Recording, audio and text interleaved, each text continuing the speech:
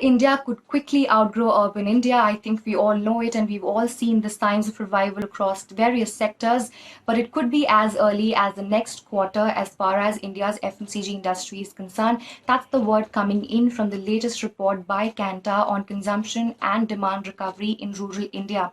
If we go towards the initial phase of the lockdown, volume growth for rural India came down to 3.2% in the month of March and then 1% in April, largely due to the disruptions caused in supply and distribution. Stocks were reaching urban areas faster than they were reaching rural areas, due to which there was a huge supply crunch. There was also a liquidity crunch owing to the fact that all the harvest in the month of March was unable to reach the markets on time. But with the supply and distribution stabilizing as well as liquidity returning, rural growth has started to see signs of revival, signs of demand picking up in the month of May. Volume growth in the month of May was 4.9% for rural India, according to Kantar.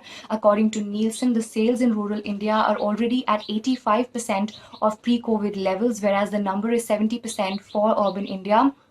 Nielsen also said that for the next 9 months, rural is expected to grow twice the rate of urban India. According to Kantar, all macros are currently working in favor of rural India.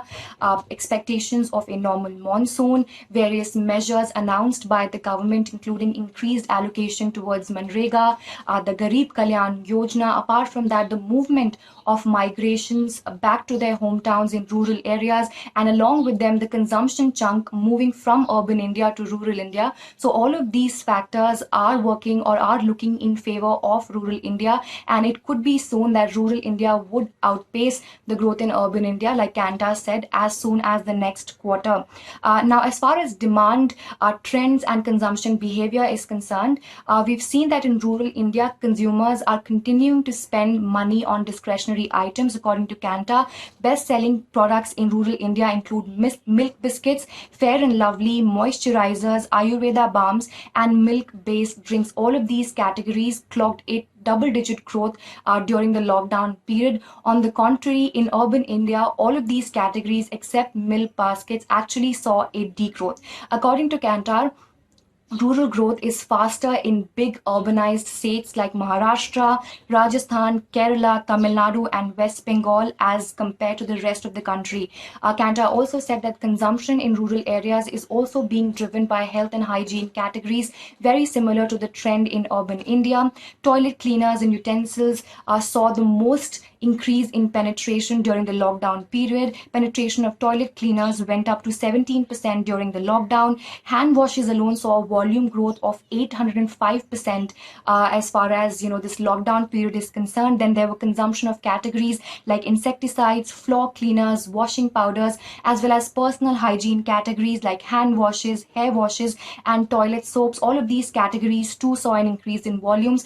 Then there is the trend of increased migration from unbranded to branded products, especially in the categories like staples, which includes your edible oils, atta, tea, and spices. The FMCG industry has also started seeing signs of revival as far as the FMCG industry is concerned in rural India.